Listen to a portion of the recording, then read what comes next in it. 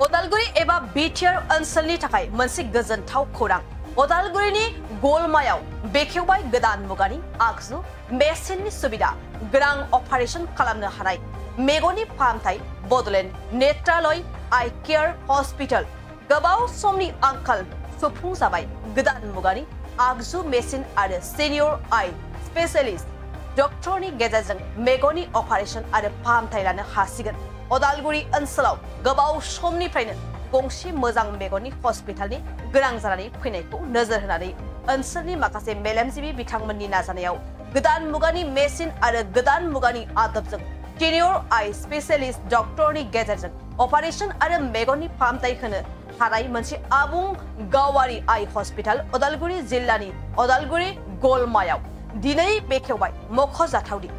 जाय मेगननि फाहामथायखौ नेपाल हादोर एबा गुवाहाटी बायदि थावनियाव थांनानै गोबां रां खरसानि गेजेरजों फाहामथाय लानानै गोनां जायो बैफोर फाहामथायखौ उदालगुरियाव बेखेवनाय बडलेण्ड नेत्रालय आइ केयार हस्पिटालावनो नेपाल आरो गुवाहाटी बायदिनि हस्पिटालनिख्रुइ खम बिबांनि बेसेनावनो फाहामथायखौ होनाय जागोन होननानै फोरमायो बडलेण्ड नेत्रालय आइ केयार हस्पिटालनि डक्टर आरो हानजाया हस्पिटालखौ बेखेवनानै होयो साहित्य एकाडेमिनि बान्था मोनगिरि नवीन मल्ल बर' बिथाङा लोगोसे आलासि महरै बाहागो लायो दुलाराय बर' फरायसा आफादनि आफादगिरि दिपेन बर' थुनलाइ आफादनि गाहाय नेतानि नीलकान्त गयारी आरो ओनसोलनि गोबां मेलेमजिबि बिथांमोनहा गोदानै बडलेण्ड नेत्रालया मोनसे आइ केयार सेन्टार बा आइ केयार हस्पिटाल बिमुंजों बे गलमा सकआव दिनै बे गोथार बुब्लियाव बिथांमोना बेखेवनाय हाबाफारि लादों आरो बडलेण्ड नेत्रालया परिबार बिथांमोननि जि टीम दङ बिथांमोना जोंखौ हांख्रायदों गुबुन गुबुन माहारियारि आफाद समाज सिबियारि फोरोंगिरि बायदिसिना बिथिंनि बेयाव गुबुन गुबुन हारिनि सुबुंफोरा बाहागो लाफैदों थारैनो बेयो मोनसे गोजोनथाव इनिशिएटिभ आरो जि उदालगुरि जिल्लानि मोनसे हेल्थ सेक्टराव जि मोनसे आंखाल बा उदालगुरि जिल्लाया एस्पिरेशनेल डिस्ट्रिक्ट हिसाबै गुबुन गुबुन हेल्थ बिथिंनि अनगायैबो मेगननि बा आइ जि सेक्टर बियो बयनिख्रुइबो आंखाल जानानै दंमोन जायनि थाखाय सुबुंफ्रा नेपालाव थाङो गुवाहाटीयाव थाङो नलबारि तेजपुराव थाङो दा उदालगुरियाव बिथांमोना जेरैबायदि मोनसे प्रफेशनेल आरो ससियेल मोननै अबजेक्टिभखौ लानानै बिथांमोना हाबा मावनो थाखाय इनिशिएटिभ लादों आरो बेयाव स्पेशेलि डक्टर किशोर पाल सिनियर आइ स्पेशलिस्ट बिथाङा गुवाहाटीयाव प्राय 30 बोसोर खामानि मावबाय थारैनो दिनै गोजोन थासारि फैनायनि उनाव बा जोंनि ओनसोलाव मोनसे नर्मेलिटी फैनायनि उनाव गुबुन गुबुन ओनसोलनिफ्राय जोंनि ओनसोलखौ जौगाहोनायनि मोनसे बिथिंजों बिथांमोना खामानि मावनो नागिरदों बेखौ लानानै जों थारैनो गोजोननाय मोनदों आरो मिजिं थिदों जे बेयाव गोबां जोंनि मेगननि जायफोर जेंना जों थांनाय आगस्ट दाननि 23 आरो 30 थारिखआव क'क्राझार गभर्नमेन्ट कलेज आरो उदालगुरि कलेजाव मेगा हेल्थ चेकआप केम्प खालामदोंमोन जेराव आयुर्वेदिक कलेजनि गोबां डक्टर फैदोंमोन बेयाव आइ स्पेशलिस्टफोर दङमोन जायफोर मेगनजों जेंनायाव भुगिनानै दङ गोरिब गुन्द्रा न'खरनि जायफोर जोंनि आइ आफा रायजो राजा मेक्सिमाम टेरिजियाम आरो मेक्सिमाम केटारेक्ट जेंनाखौ बिथांमोना फोरमायदों आरो बिनि उनाव जोङो मिथिनो मोनबाय जे जोंनियाव मेगनखौ लानानै गोबां माखासे बेबायदि माने थासारियाव बा बेमाराव भुगिनानै दङ जायफोरा स्कप मोनाखै दा बेखायनो बडलेण्ड नेत्रालया जि माने फेमिलि दङ बा बिथांमोननि जि सिनियर डक्टर दङ जों बिथांमोनखौ हांख्रायदों जे नेपाल बा गुवाहाटी बा गुबुन गुबुन जायगानिख्रुइ बेयाव एसे खम रेटआव जाहाथे खालामना होनो हायोबा प्रफेशनेल दिगखौथ' बिथांमोना लाखिगोन खिन्थु एसे रेटखौ खमायनो हायोब्ला आरो ससियेल सार्भिस मोनसे जि अबजेक्टिभजों आयुष्मान भारतआव जायफ्रा रेशन कार्ड दङ जायफ्रा BPL दङ जिहेतु गभर्नमेन्टआ मोनसे स्किम लन्च खालामदों आरो बिथांमोना बुंदों जे जायगा जायगा जोङो माने आइ केम्प खालामगोन आरो बै केम्पफ्राव जों मानसिफोरखौ मटिभेट खालामगोन काउन्सिलिं खालामगोन आरो बेयाव मानडेनिफ्राय फ्राइडेसिम बिथांमोना OT खालामगोन अप्ट'मेट्रिस्ट थागोन हाई माने टेक्न'लजि एडभान्स टेक्न'लजि बेयाव माने अपारेशननि माने बेबस्था दङ मेगन नायनायनि डिजिटाइज बेबस्था दङ बेखौ बिथांमोना जोंनो फोरमायदों दा बेखायनो आं सानो जे तामुलपुर उदालगुरि सनितपुर बे गुवार ओनसोलखौ बे माने रिमोट एरियाखौ आरो गोग्लैसोनाय बे एरियानि जेसेबां जेंना दङ बेखौ जाहाथे बिथांमोना फाहामनायनि थाखाय बेबस्था लायो आरो बे मोनसे जोंनि माने गोदान माने बडलेण्डनि बिटिआरनि उदालगुरि जिल्लायाव मोनसे गोदान माने एनेक्सार होनना बुंनांगोन मोनसे गोदान फोनांजाबनाय आरो बिनि गेजेरजों थारैनो जोंनि ओनसोला हेल्थ बा मेडिकेल सेक्टराव जों एडभान्स जाबावगोन जोंनो गोबां बेबायदि माखासे नांगौ आरो गोबाङा दिनै गोबां फोरमायदों जे बेयाव मोनसे नार्सिं हमनिबो प्रयोजन दङ मोनसे वेल इकुइप इनफ्रास्ट्राक्चारनि प्रयोजन दङ दा बर' एकर्ड बा पिस एकर्डनि गेजेरजों माखासे इनस्टिटिउट जों मोन्दों आरो बिनि अनगायैबो बिटिआर सरकाराबो हेल्थ सेक्टरखौ माखासे बिथिङाव दिनै नायगासिनो दङ थेवबो जोंहा डाक्टारनि आंखाल नार्सनि आंखाल हस्पिटाल दङ मडेल हस्पिटाल सिभिल हस्पिटाल दङ खिन्थु स्पेशलाइज डक्टर गैया बे थासारिफोरखौ जों दाबो माने थिक खालामनो हायाखै दा बिनि थाखाय आसाम सरकार बिटिआर सरकारा खामानि मावनांगोन आरो बेबायदि प्रफेशनेल आरो ससियेल मोननै अबजेक्टिभ लानानै not only professional social objective लानानैबो जुदि आवगायबोयोब्ला थारैनो जोङो डेफिनेटलि वेलकाम खालामगोन गोजोन्थों बे पिउरलि प्राइभेट मोनसे इन्स्टिटिउसन बिथांमोना जों जि फोरमायदों खिन्थु बिथांमोननि अबजेक्टिभा जाबाय प्राइभेट इन्स्टिटिउसनब्लाबो बेयाव फिस आरो बाखि खरसा थागोनब्लाबो ससियेल मोनसे अबजेक्टिभ बिथांमोननियाव दङ आरो बेखायनो आइ केम्प खालामनाय बिथांमोना बेयाव जोंनो फोरमायदों बा आयुष्मान भारतनि आन्दाराव फ्रि अफ कस्ट बेसेन नाङै ट्रिटमेन्ट होनाय अपारेशन खालामनाय बेखौबो जोंनो फोरमायदों आरो गुबुननिख्रुइ एसे जिखिनि बिथांमोननि फिस थायो बेखौ एसे खमायना होनो हायो नामा बे बाथ्राखौ जों आपिल खालामनाय बायदि बिथांमोना बिनि सायाव नोजोर होगोन होननानै जोंनो फोरमायदों बिथांमोना जोंनो फोरमायदों दिनै आरो गाबोन साननैनि थाखाय माने बेसेन नाङा जासे बेयाव चेकआप जागोन आरो जिखिनि माने ट्रिटमेन्ट खालामनांगौ बेखौ खालामनाय जागोन होननानै बिथांमोना एसे सिगाङाव जोंनो एनाउन्स होदों गोजोन्थों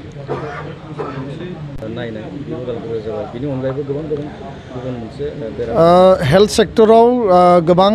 जोंनो नांगौ जोङो जिखौ मिथिबाय जे मेडिसिन स्पेसियलिस्टनि अनगायैबो बन आरो जइन्ट जोंनि बांसिन 50+ माने आइजो आरो जोंनि बिफा बैसोनि बिमा बैसोनि बिथांमोननियाव जइन्ट आरो माने जि बननि समस्या दङ आरो बेबायदि गोबां माखासे थासारियाव दिनै गोलैनानै दङ केन्सारनि थासारिया दिनै बारा जादों गोबां जायगायाव केन्सार इन्स्टिटिउट खालामदों खिन्थु बियो दाबो साफिसियेन्ट माने मेनाराव ट्रिटमेन्ट होनो हानाय केपासिटियाव जायाखै दा बेखायनो किडनिनिफ्राय लानानै लिभारनिफ्राय लानानै केन्सार पेसेन्टनि संख्या बारायदों बे जोंनि थाखाय साननो गोनां आरो बेखायनो हेल्थ सेक्टरखौ जों जुदि मोजां खालामनो हायोबासो जोङो हेपि माने वेल माने हेल्दी हेल्थ जोङो थांना थानो हागोन आरो बेखौनो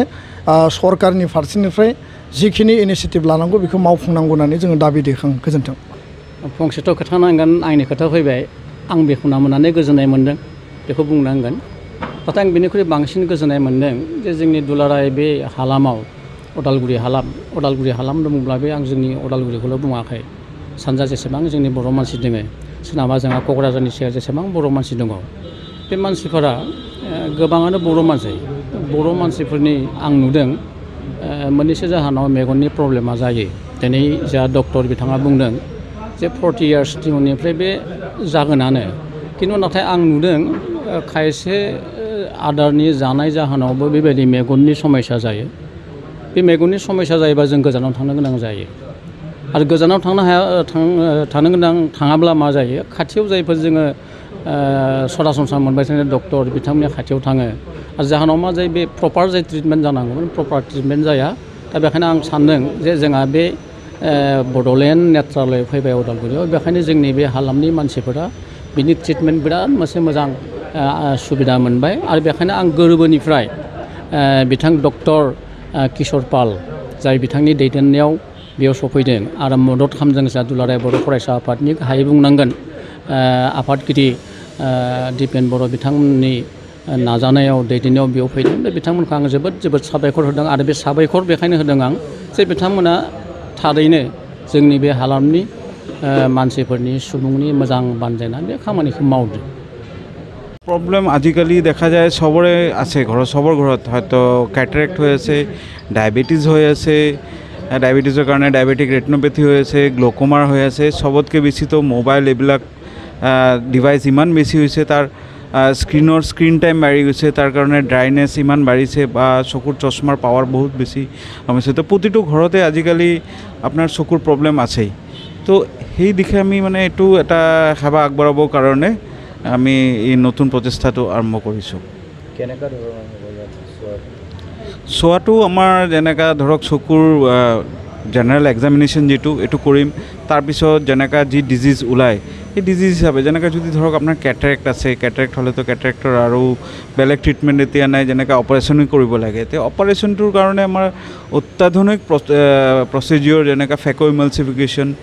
এইটো হ'ব আৰু ফেক' ইমালচিফিকেশ্যন তাতে আমি একদম লেটেষ্ট তাতে ইনজেকশ্যনো নিদিম ডাইৰেক্ট টপিকেল ড্ৰপ মানে চকুত ড্ৰপ দি অপাৰেশ্যনটো কৰা হ'ব আৰু ধৰক 2 ঘণ্টাৰ ভিতৰত পেচেণ্ট ঘৰত যাব পাৰিব একদম মডাৰ্ণ ছিষ্টেমত অপাৰেশ্যন কৰা হ'ব যেনে আমি গম পাওঁ চকুৰ যদি ডক্টৰ চাব যাওঁ বিশেষকৈ নেপালত হয় তো নেপালৰ দৰে ইয়াত সুবিধাটো হ'ব সব ধৰণৰ সুবিধা পাব আপোনালোকে যি পেচেণ্টে যেনেকুৱা ধৰণৰ চকুৰ প্ৰব্লেম থাকিব সেই হিচাপত আমি চকুৰ প্ৰব্লেম সলভ কৰাৰ চেষ্টা কৰিম ইৰেছপেক্টিভ অফ দেয়াৰ মানে পেয়িং কেপাচিটি আৰু আপোনাৰ যেনেকুৱা বিচাৰিব এনেকুৱা কৰি আমি কৰাৰ চেষ্টা কৰিম চকু চোৱাৰ কিবা দিন থাকিব নেকি পাৰ্ডন কিবা দিন থাকিব নেকি দেওবাৰ সোমবাৰ হয় আমি 6 days a week চকু চাম হয় আমি কেম্প কৰিম কেম্পৰ থ্ৰুদি আমি পেচেণ্ট আইডেণ্টিফিকেশ্যন কৰিম আৰু তাৰপিছত পেচেণ্টটো আমাৰ ইয়াতে আনি বেছ হস্পিটেল বুলি যদি আমি কওঁ এইটোক আমি আনি ইয়াতে অপাৰেশ্যন কৰাৰ ব্যৱস্থা কৰিম যিহেতু আজি প্ৰথম দিন হয় হয় এই কিবা তাৰ লগত জড়িত ৰাখি কিবা আছে স্পেচিয়েল কিবা এটা আছে হয় আজি যিমান পেচেণ্ট আহিব আমি ফ্ৰীত পেচেণ্টক অপিডিটো চাম सेरफांगुरियाव बाजाज बाइक लानो गोसो गुदुं सुबुंफोरनि थाखाय गाहाम खौरां सेरफांगुरियाव थानाय पंका एन्टारप्राइज बाजाज शोरूमा फैगौ 25 सेप्तेम्बरनिफ्राय 29 सेप्तेम्बरसिम मेगा लन काम एक्सचेन्ज मेला खुंफुंगोन बाइगिरि बिथांमोननो आरसि इन्सुरेन्स लाफानानै 10,999 रां बेसेनावनो लवेस्ट डाउन पेमेन्ट होनानै बाइक लानो हागोन आरो